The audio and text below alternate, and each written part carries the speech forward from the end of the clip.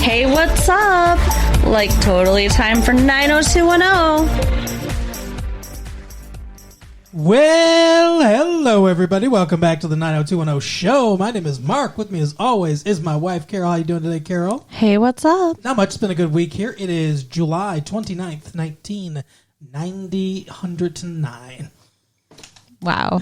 Yeah, for, pretty soon we're not going to be able to say 1900 anymore. We're not. Well, nobody says that anyway. Nobody says 1900. So people do. Like, they used to 1999. Say, you ever heard of, like, 1911, and stuff like that? No. Back in 1911, vaudeville was at its heaven. Everyone was doing it. Everyone was frivolous and gay. Lich. He's a lich. Comedians in baggy pants. Anyway. So we watched, speaking of comedians in baggy pants, we watched an episode of 90210, Dog's Best Friend or something like that. Some title that had nothing to do with the episode. It did. If that was the title, it did. There was no dog in this episode. No, I know. That's what I'm saying. What the fuck?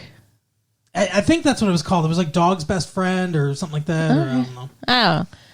But let's talk about what happened in the episode. Let's talk about sex, baby. Let's talk about Matt and Kelly. Matt and Kelly are in. Yeah, okay, sure. We can start with Matt and Kelly. If you want. We could start with Steve and Janet and their terrible storyline. I wonder if when they get their pages every week, they just fucking roll their eyes. What bullshit are we doing now that doesn't connect with the main story in any way? Yeah, why are they in a bubble away from everybody else all the time? No, it's just weird. It's the two of them on that one set. I feel like they probably never even interact with anyone else. Yeah. They film their scenes on, like, Monday, and they're like, okay, you guys are done for the week. Right?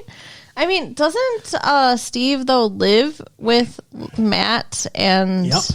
Who else lives in that house? Steve, Noah. Matt, and Noah, yeah. Yeah, no one lives there. So you'd think there'd be some interaction. You would. But no. No. I don't think he has a scene. Oh, he has a scene with... He's in the Peach Pit at one point. I think he and Janet are in the Peach Pit at one point. But I don't think the rest of the cast is there. I don't think they have a scene with anyone else. Weird. I mean, they do have a scene with somebody else. They both do. Well, yes, but I mean of the main cast. So I guess let's talk about their storyline first. So they came out with like a matchmaking program. Yeah, it's some sort of computer program that I've heard of some things like this before where they basically take they ask you a bunch of questions about your likes and dislikes and beliefs and stuff like that. And then they use some kind of program to match it with like how close your answers basically match somebody else. Right. But yeah, what is it called? Love Fisher? Yeah, that was it. Now, I don't know. I feel like I fell asleep and missed something. Mm-hmm. Because... You know what they should have called it? Love Fisher. Sorry, real quick though. Love Fisher is kind of dumb. But, they always, there's that phrase, there's plenty of fish in the sea. Mm-hmm. Call it plenty of fish. That could work. Yeah. That could work. But instead, they call it Love Fisher.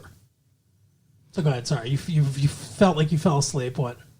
Oh, because they're talking about, they're finding people's perfect matches. Mm-hmm.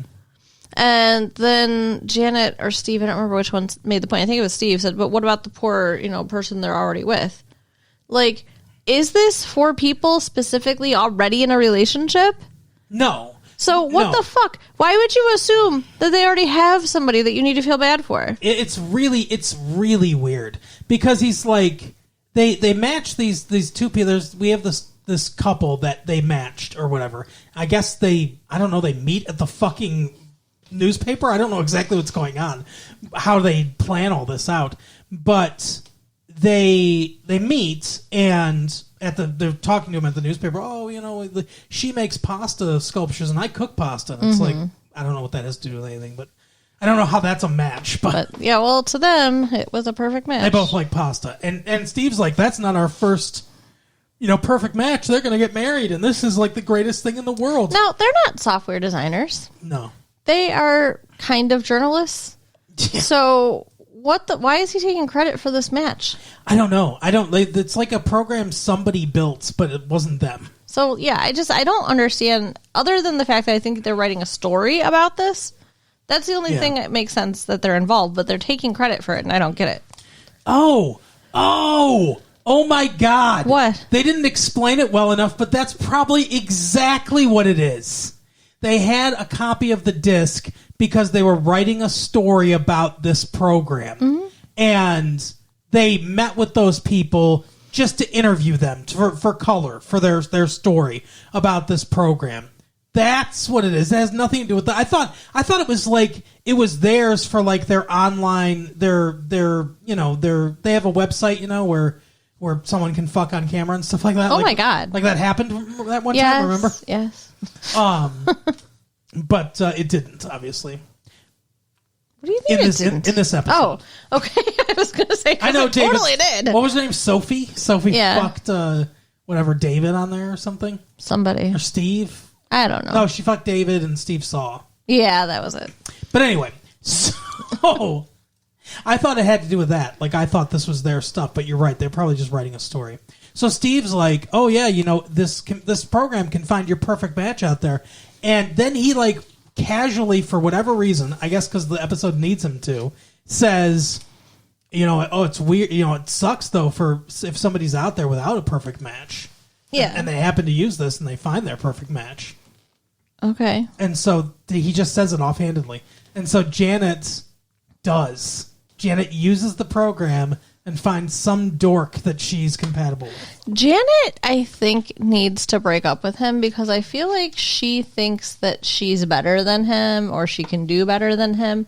I think every woman that's ever dated Steve has felt that way. Which is not right. He's a good guy. Yeah, he's fine. He's fine. And he has flaws. He has money, though. Like, that papers over a lot of flaws. That hair's probably going to age pretty well.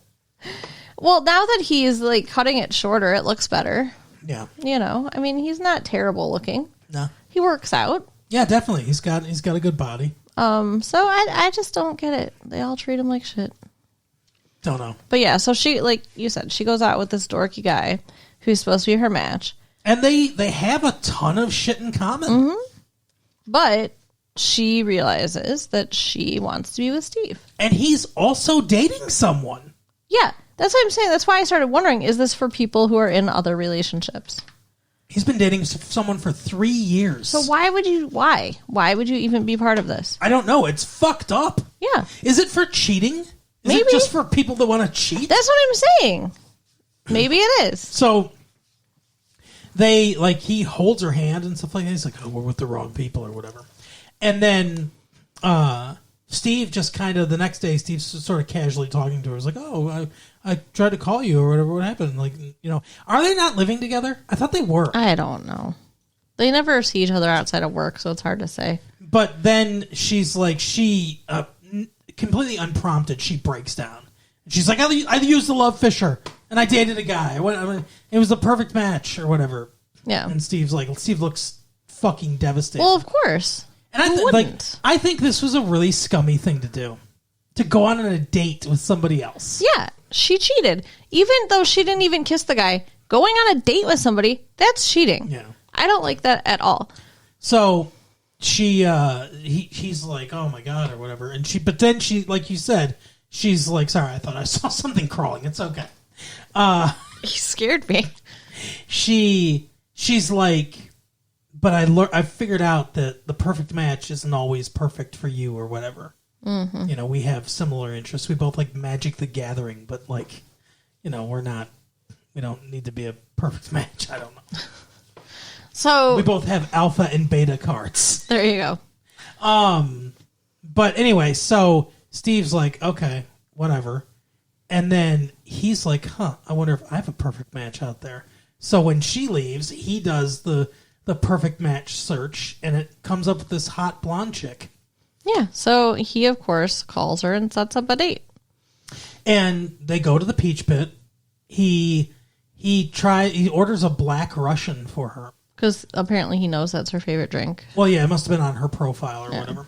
But I mentioned during the episode, I think you would like Black Russians. Maybe. What's in them? So it's...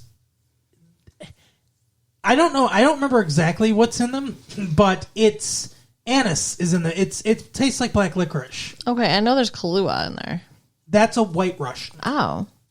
White Russians are Black Russians with Kahlua, basically. It wasn't a White Russian? No, it was a Black Russian. Oh. But those are the two varieties. So the Kahlua is in the White Russian, and the Black Russian. It might be Jaeger. I'm not sure, but it's Jaeger. It's something like it has the black licorice taste. Okay. So I've had them before. They're fine. White Russians I don't like as much, but yeah. So Steve gets there first. He orders a drink for her, and then Janet comes up. He's like, "Oh my god, I thought you were at the movies with your mom." She's like, "Yeah, she's dead." No, she had a headache. Yeah, she had a headache. And then this blonde walks up, and just at the same time as the bartender gives Steve the Black Russian, she orders a Black Russian. And Janet, hello, Steve, puts 2 and 2 together. I mean, the lady is also kind of being like dismissive of Janet, and like, yeah, because she doesn't know what the fuck's going on. Well, because she comes up and she's like, "Hey, hi, Steve," right? And he's like, "This is Janet. We work together." That's what he says. And then she storms off, all pissed off, and it's like, you fucking did this. Yeah, you did the same thing last night. How can you be so angry? She's so mad. Yeah. And then they meet at the fucking whatever, the newspaper place. Yeah, I don't know what they call it. Looks like a ship. I don't know what they call it. I think it's still the Beverly Beat. Okay, even though it's a fucking tabloid now. Yeah, but they meet there. And he does the thing he does in every fucking episode where they meet at there, and he's like, "I'm throwing this disc away, and we're enough for each other, and we're the best, and like we're gonna be together or whatever." And it's like, I don't. What is this? What is the point of any of this? There is no point. No point other than I guess it's supposed to be entertaining to us. Well, it wasn't. But that's their storyline. The other storylines. I almost kind of want to save, what's her name? Donna and, I don't know, the model for last. Okay. But there's Donna and the model, and then there's Kelly and Gina and Matt. Dylan and Matt. Mm-hmm. And then there's Matt and Noah. Okay.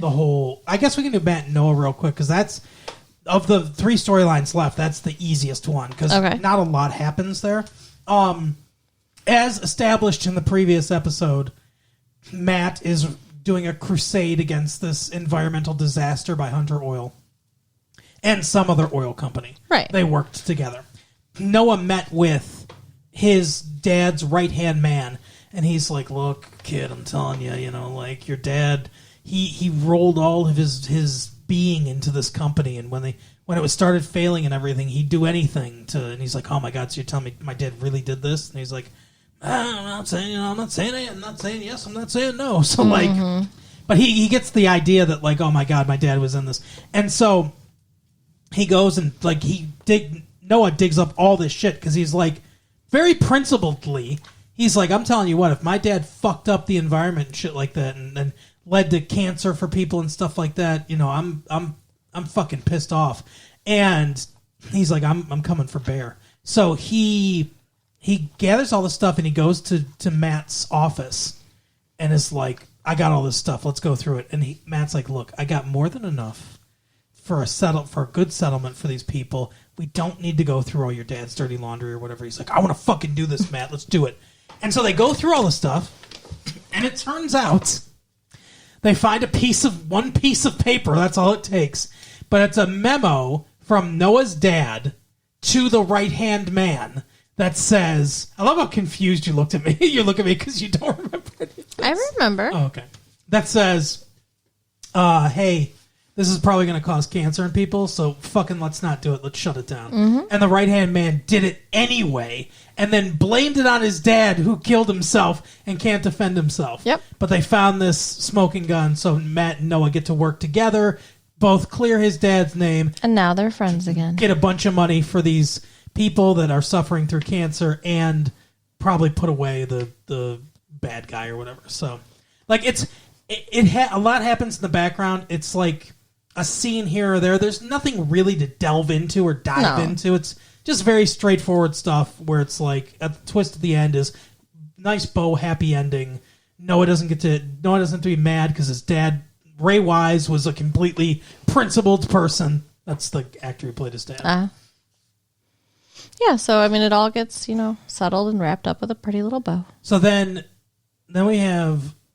Okay, let's do, because it's less complicated. You're looking at me like you want to fucking kill me. I just would like to know what we're doing. Let's do Donna and the model, since the last thing is more complicated, probably. Okay. That's like the one thing that I don't really remember, so go for it. Gotcha. Okay.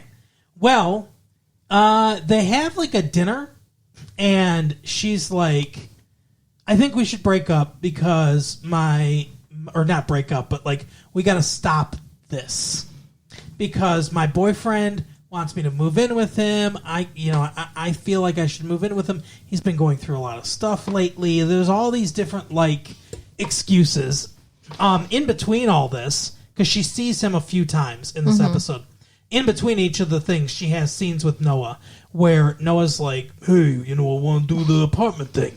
And she's like, hey, call the realtor. It's up to you, say yes or say no or whatever. And so it's up to her. Basically, he's left it up to her whether they're going to move in together or not. Yeah. Because she's kind of indicated maybe we shouldn't or whatever. The dude, the model, is I don't know his name, is hey, whatever you do, don't move in with Noah. Whether you and I go out or whatever, don't move in with Noah, because even I can tell you don't want to. You're doing it for the wrong reasons. Yeah. Which he's 100% right about. Yeah. Why the fuck is she doing it? Just because she doesn't want to hurt him, or? I guess. Because she feels like that's the natural next step. He wants to take the next step, make their relationship deeper, and she doesn't really want to. She's just not feeling it anymore, I guess. So that's what it comes down to. But she has another dinner or something with him, and they do this weird philosophical thing where he's like, she's like, well, maybe it's like you said or whatever. He's like, look, I can't, make you do anything. It's all predeterminism or whatever. And she's like, so if I really love Noah, nothing that we do together will affect that, because if Noah and I are meant to be together, then we'll be together. Doesn't matter what we do. It's a really fucking weird, fucked up justification to do whatever you want. Mm-hmm. Because if you're meant to be with this person, doesn't matter if you fuck around with somebody else. So they start making out. Yeah, she needs to fucking break up with Noah. And then she 100% does. And then they meet one more time where they have one more scene together in her actual store, and I thought they were going to get caught, and it's basically just them talking and making out again. So she is full on fucking cheating on Noah. Mm-hmm. And it occurred to me after we watched the episode, I didn't tell you when we were watching the episode, but it occurred to me afterwards, I think that's it. I think that's the last holdout. I believe she was the last person to not cheat on anybody from the main cast, and now she has. She already cheated with David. Oh, yeah, that's true, yeah. So, but yeah, I think they've all cheated now, right? Because Kelly's cheated, Brenda cheated, Dylan's cheated, what's his name? Jason Priestley's cheated. Brandon's cheated. David definitely cheated. Donna's cheated now. Who's left? Steve? Steve's cheated, right? I don't know. I don't remember. I mean, I would assume so, but I don't know. He's usually pretty good to his girlfriends. Yeah, maybe Steve's the only one that hasn't cheated. Yeah, I kind of feel like that's the case. Anyway, but so I don't know. That's the storyline I care the most about of everything that's going on here, I guess. Okay. And we don't really get much of a resolution of it. Just they continue to make out, and we're almost to the end of this season, so we're almost caught up with you guys. And I think they're really leading up to her just breaking up with Noah. Yeah, I hope so. I hope you're right. But, they keep teasing it and it doesn't happen, so. So then the last storyline is, again, we're dealing with the fallout from the revelation that Kelly slept with Dylan in Mexico. Right. Yeah, and Gina is working in Matt's office. This is kind of weird, that Matt and Kelly decided to stay together. Mm-hmm. Gina and Dylan broke up, and now Gina has to be around Kelly all the time because she's dating Matt. Well, yeah. I mean, I get the idea that they're not together that much. Like that Kelly doesn't come over to Matt's work a ton, but yeah. I don't know. But she is in this episode. She brought food. Was it this episode she brought her food? I don't know. Yes. Yeah. Oh yeah, she brought food from Matt. There's a lot of food stuff in this episode. She threw it away. Yeah. Because she thought Kelly got it for her. She has a toothache. Yes. She's complaining about a toothache, and Kelly's like, well, my stepdad's a dentist, and I could hook you up, and, I'll tell him we're friends. And she's like, we're not friends. And she's like, well, I just said I'll tell him that. Yeah. Yeah. Because, Gina has no health insurance, which, shame on you, Matt. Give her some health insurance. No shit. So she goes to the dentist, and Mel's like, hey, what's up? I'm fucking dentist to the stars. And I also am very good at diagnosing neuroses or whatever. He's like, how long have you been bulimic? Because your enamel on your teeth is wearing away from all the acid, from all the vomit. Yep, he can tell. He knows. Yeah. And she just completely, ignores him as though he's not even saying anything. She's just like, okay, we're going to... Hang on, we are having some technical difficulties. Go ahead. Continue. Sorry, I got really distracted. It's all right. My microphone fell down for the first time in a long time. But yeah, so she's just like, yeah, thanks. Nope, I'm moving on. Bye. And he fucking tells Kelly. Awful. Awful. What a violation. I mean, he's still a doctor. I know he's a dentist, but he's a doctor. No offense to any of the dentists out there. We know you went, we know what the dental school is really tough, everyone. I mean, I would assume that, there's some kind of, privacy indicated with the dentist. Yes, I think there has to be some sort of law against him just telling her business to whomever. And he gives some number or whatever that he wants Kelly to give her because she wouldn't take it from him. And Kelly's like, I know what it's like. I know about eating disorders. She's like, there was a plot point where I had an eating disorder before. And got over it with no repercussions because that's what we do in this show. Right. But yeah, so ridiculous. And Gina just continues to be like, I don't want anything to do with you. And at one point in the episode, Kelly says to Gina, I've apologized. I'm not apologizing anymore. Oh, yeah. This is this is awful. Either forgive me or find somewhere else to live. Yeah. What the fuck, bitch? Yeah, you cheated. You fucked her boyfriend. Yeah. And you're going to get on that high horse? I don't know where she gets off. How does she think that she is in any way in the right or has any leg to stand on to give Gina a hard time? I need to know if the writers think that she's right. Do they know they're writing her villainously when she says stuff like this? I don't think so. Well, then that's fucked up. It is. If you guys think that she's right, I'm talking directly to the writers who listen to our show. Of course. Then you're fucked up. Because that's messed up. Yeah. So, yeah, she does say that. And she's like, look, get some help or whatever with your bulimia. Now, Dylan and David go to Vegas. Yeah, this is a weird... They go on a little side pairing. quest to Vegas. Yeah. I mean, I know they're friends, but they don't seem like let's take a weekend vacation together kind of friends. Right. But whatever. So they get bought drinks at the bar. By a table full of women. Yeah, but one in particular, Mary, I guess, takes a... It's always Mary. I know, it's weird, right? I feel like one of these writers had an encounter with a Mary or almost had an encounter with a Mary. Has a crush on a Mary. Exactly. Yeah. Something's going on. So she goes back to the hotel with Dylan, and they have sex. And then David comes in. And he's all, pissed off and, why do all the women always flock to you? The whole table full of women bought them drinks. Dylan was like, I'm going to go talk to these ladies, and got up and went over there, and David didn't. That's on you. I am sure you could have scored with one of the women sitting at that table. There were 3 other women there. What the fuck, David? Yeah, I don't know. World's smallest violin. Yeah, no kidding.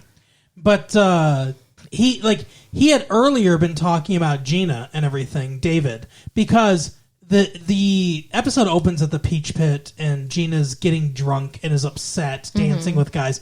It's clear she's just really going through it. She goes and sits outside. She sits on the car that Kelly bought Dylan, which I guess he gave to Gina. It's so weird. Yeah, he fixed it. Gina's like, he fixed it up for me, but Kelly gave it to him. It's fucked up. Yeah. So, yeah, she's just sitting on the hood of the car all drunk, and David goes out there to check on her. Nice to be rich, by the way. You can just regift a car. Right? But she's all upset and everything, and he's like, look, you're too good for him or whatever. Move on, or whatever he says. I don't know. Generic advice. And she kisses him. Yeah.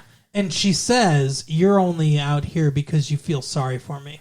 And he doesn't correct her, which is terrible. He should have said, that's not true. I care about you or something. Because I don't even think that's true. I don't think that he was just out there because he feels sorry for her. No, I don't either. Based on a couple of things he says later in the episode, because he says something to Dylan where he's like, look, you decided to throw fucking, stuff away with Gina. I have no idea why. Guy'd be lucky to have her. Dylan's like, are you one of those guys? Yeah. Yeah. So anyway, he's all kind of pissed off that he's fucked this Mary chick. And Dylan has lied to her and said, oh, I'll probably be back on business or whatever, in a couple weeks. And she's like, oh, we can meet up again. And she's like, yeah, of course, whatever. And they leave. And then Mary calls. Yeah, because Dylan gave her his real number. Why would he do that when he's if he doesn't want to see planning her on again? not continuing things? Then give her a fake number. Learn something. Really weird. But here's the thing. I don't like what they're doing with Dylan's character. Mm-hmm. The Dylan we knew before he left the show wouldn't do this. Agreed, but people change, and many years have gone by. He has, he's been through stuff. He's been through a lot of stuff. His wife, his new bride, was killed. Her body moved so he could never visit her. His dad's died. Whatever should happen with Brenda. Yeah, whatever should happen with Brenda. He can't be with Kelly, and he's got to see that. His drug addiction. Yeah, his heroin addiction. This is a lot of stuff. So he's turned into a selfish asshole. Yeah, but, I don't like it. No, I don't like it either. I guess it's somewhat understandable, but I don't like it. But anyway, so, she calls, and David answers the phone. So are they living together now? Yeah, they've been living together. Okay. Yeah, and David's like, oh, yeah, sure, come on by. Why? That does nothing but hurt her. Mm-hmm. Dylan doesn't want to see her. Yeah. He's not going to, be like, oh, cool, let's hang out. This is not going to go well. It's pretty fucked up. Maybe David just wanted Dylan sloppy seconds. I don't know. Yeah, he tells her to come by, but at the same time, Gina comes by. Yeah, it's really weird because there's a couple scenes. There's two scenes. This is the second one. The first one, I think he comes to her door, and it seems like that she kind of wants to get back together with him. They're sort of talking about reconciliation, and then I don't remember what happens in the first scene, but she gets all pissed off at him or whatever, and she's like, "Just fuck off, Dylan," and slams the door in his face. And then this scene happens where it looks like maybe they'll be together or whatever. This Mary comes up. She's at the door with Dylan, and David's there. And this Mary comes up, and she's like, oh, I see what the fuck's going on. She goes, we haven't even been broken up for a week. And she storms away. The next morning, David and Dylan are in the house, and they have a shouting match, basically, where Dylan's like, what the fuck? Why did you tell her to come over? And he's like, I'm sorry, I can't keep up with all your lies. Or he's really angry at how Dylan's acting. And, this is when he says the line about, anybody be lucky to have Gina or whatever. And he's like, I'll tell you, I'll make it real fucking easy. David's walking out the door. He's like, I'll make it fucking really easy for you, David. You want her, you can fucking take her. Yeah. And then he opens the door, and Gina's there. Yep. So she hears him, and she's like, "Oh, you're gonna pass me around all your friends or whatever." Yeah, real nice. And after each one of these slights, there's a scene of her just fucking pigging out on food because she has bulimia, which is I don't know a lot about eating disorders, but I'm pretty sure that bulimia is the binge and purge. It is, yeah. Disorder, to where you emotionally eat, and then in order to stay thin, you vomit everything that you've eaten, so you don't get any of the calories. Yeah. Yep, that's correct. So that's what she's doing, and the last scene of the episode is, she's pigged out on a bunch of candy and shit like that, and then she goes into the bathroom and she puts her finger in her throat. And yeah, right before that, Kelly comes in and sees her eating her food. And she's like, that was mine. And she's like, oh, I'm sorry. Are we not labeling things as ours now or something like that? Yeah, it's so because it's a slight to her fucking her boyfriend. Yeah. It was kind of funny. Yeah. So she used Kelly's food too. Yeah, and then she throws it in the trash. Yeah. But yeah, so Gina has an eating disorder. That's what we're going to tackle next. I'm sure that's going to be a big storyline, and she'll get over it and be totally fine. Yeah, even though the dentist said that she could die at any minute. Yeah, just drop dead from heart failure. Oh, of course. I mean, at least I guess she's not using Epicac. So that's Karen Carpenter used that Epicac, and that can really trigger heart problems because it damages muscle. The prolonged use. Obviously, if you have a bottle of Epicac in your house and your child has swallowed some medicine or something like that that's going to kill them or severely harm them, obviously use Epicac. It's not dangerous in the way it's supposed to be used because it makes you throw up. But prolonged use of it can damage muscle tissue in your heart's a muscle. So she died of heart failure from complications of bulimia and anorexia nervosa, and Epicac was a big part of the reason. All of it's no good for your body, so no. Yeah, obviously, if I guess disclaimer for anyone out there: if you're suffering from any kind of eating disorder, seek counseling because talk to your doctor. That's the way to get over this stuff. But in the episode, she'll go see a doctor one time, and then she'll be cured, and she'll never have to struggle with bulimia ever again. Hollywood magic. Yeah, exactly. It's so crazy. It's like it's like all of them have been drug addicts at one point or another, but they all can drink alcohol and they're all fine. Yeah, that's not how it works. But that is the episode for the week. Carol, tell people where they can get their own drugs. So you can write us at latefee1994 at AOL.com. Check out our website at www.retrolatefee.com. Yep. And share the tapes with your friends. I'll see you next time. Bye. Bye.